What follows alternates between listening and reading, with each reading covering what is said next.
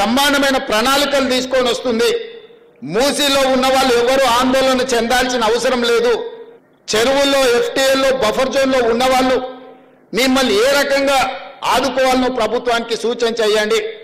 ఈరోజు మీ దగ్గరకు వచ్చి కలిసి మీ సానుభూతి పొందాలను, లేకపోతే మిమ్మల్ని అడ్డం పెట్టుకొని వాళ్ళ ఆస్తులను కాపాడుకోవాలనుకుంటున్న వాళ్ళ కుట్రలను మీరు ఆలోచన చేయండి. వాళ్ళని కూర్చోబెట్టి అడగండి. నేను ప్రభుత్వ అధికారులను అక్కడికి పంపిస్తా. అక్కడ ఉన్న ఇండ్లున్న వాళ్ళను, ఇండ్లు కోల్పోతున్న వాళ్ళను, మూసీ రివర్ బెడ్లో ఉన్న వాళ్ళను, మూసీ బఫర్ జోన్లో ఉన్న వాళ్లకు మీరే అధికారులను కూర్చోబెట్టి ఏ నష్టపరిహారం ఇద్దామో సూచన చేయండి. అదే తీర్మానం అసెంబ్లీలో చేద్దాం. ముఖ్యంగా ఈటల రాజేందర్ గారికి, కేటీ రామారావు గారికి, హరీష్ రావు గారికి నేను సూచన చేస్తున్నా. మీరు ముగ్గురు రాండి సెక్రటేరియట్.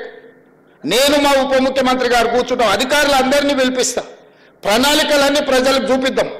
రేపు అనంతగిరి కొండల్లో నుంచి వచ్చే ఈ వరదను, ఈ ఉప్పెనను ఏ రకంగా హైదరాబాద్ నగరం భరిస్తుందో చెప్పండి. విషవాయువులుగా విషంగా మారి ఆ నల్గొండ ప్రజల విషాన్ని దిగమింగుకొని బతుకుతున్నారు. ఏ విధంగా నల్గొండను ఆదుకుందామో మీరు సూచన చేయండి. మూసీని సుందరీకరిస్తా, 1,50,000 కోట్లు ఖర్చు పెడతా అంటుండు ముఖ్యమంత్రి. ముఖ్యమంత్రికి ఒక ఆడపిల్ల లగ్గమైతే తులం బంగారం ఇచ్చేందుకు పైసలు లేవట.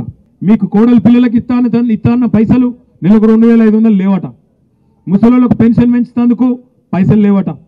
రైతులకు రైతు బంధు ఖాతాలో ఇచ్చేందుకు పైసలు లేవట. రుణమాఫీ చేసేందుకు పైసలు లేవట. వీటికి పైసలు లేవట. వీటికి మాత్రం పేదోళ్ళకి ఇచ్చే కాడికి మాత్రం పైసలు లేవు. కానీ 1,50,000 కోట్లు మాత్రం మూసీలో మాత్రం పోస్తారట. ఏమిటికి? నేను అడుగుతున్నా ముఖ్యమంత్రి, మూసీతోని ఎంతమంది ఎన్ని ఎకరాలకు నీళ్ళు ఇస్తావు, ఎంతమంది రైతులకు నీళ్ళు ఇస్తావు? అసలు సమాధానం ఉన్నదాన్ని కాడ ఏమీ లేదు.